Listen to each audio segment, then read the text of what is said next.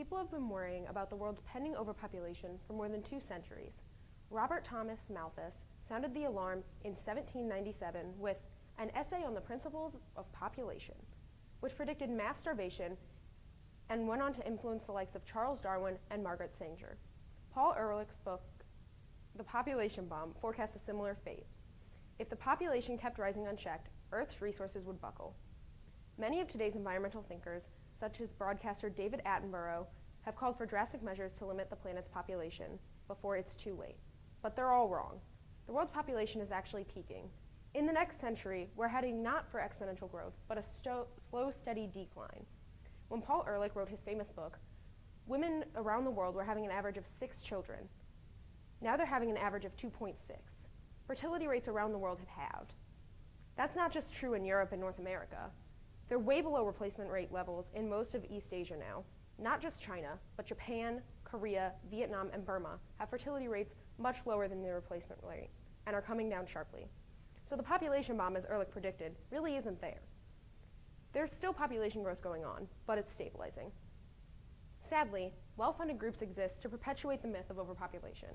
American billionaires, past and present, have devoted large parts of their fortunes to population control. John D. Rockefeller returned from a trip to Asia convinced that the teeming masses he saw there were the single greatest threat to Earth's survival.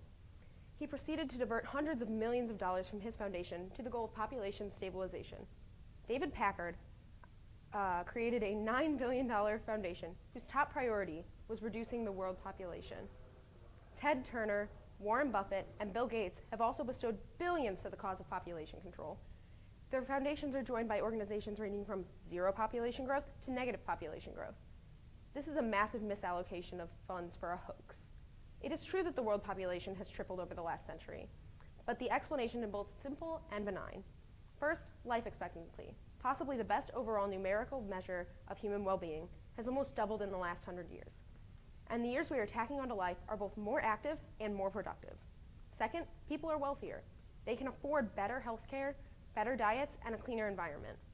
As a result, infant mortality rates have declined nearly tenfold in this century. Population growth is a sign of humanity's greatest triumph, our gains against death. We are told that this good news is really bad news, because human numbers will exceed the planet's carrying capacity.